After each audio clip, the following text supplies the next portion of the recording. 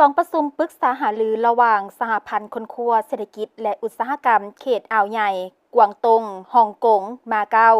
สาธารณรัฐประชาชนจีนและกระทรวงป้องกันประเทศแห่งสาธารณรัฐประชาธิปไตยประชาชนลาวได้จัดขึ้นอยู่ที่กระทรวงป้องกันประเทศในวันที่22มิถุนายน2026นี้ฝ่ายลาวนำโดยสหายพลจัตวาวงศ์ศักดิ์ศรีพันดอนหองหัวหน้ากลุ่มใหญ่พลาธิการกองทัพ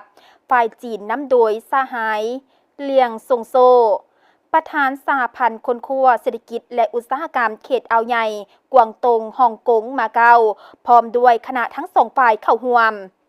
การพบปะในครั้งนี้ทั้งสองฝ่ายได้ร่วมปรึกษาหารือและแลกเปลี่ยนความคิดความเห็นอย่างกงไปกงมาเพื่อร่วมกันค้นคว้าซอกหาและกำหนดสถานที่ที่มีความเป็นไปได้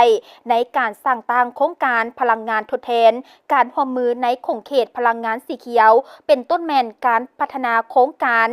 โรงงานไฟฟ้าแสงตะเวนการพัฒนาพลังงานลม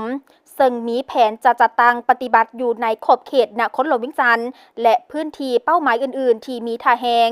การร่วมมือดังกล่าวบ่เพียงแต่เป็นการสุกยูการนำใช้พลังงานสะอาดและเป็นมิตรต่อสิ่งแวดล้อมเท่านั้นแต่ยังเป็นการร่วมมือด้านเศรษฐกิจที่สำคัญระหว่างโครงเขตอุตสาหกรรมที่ทันสมัยของสาธารณรัฐประชาชนจีนและสาธารณรัฐประชาธิปไตยประชาชนลาวเพื่อมุ่งไปสู่การพัฒนาที่ยืนยงในอนาคต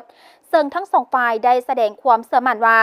ผลการปรึกษาหารือและแลกเปลี่ยนข้อมูลในครั้งนี้จะกลายเป็นกำลังขับเคลื่อนอันสำคัญในการพันขยายโครงการร่วมมือต่างๆให้ปรากฏผลเป็นจริงในไวๆนี้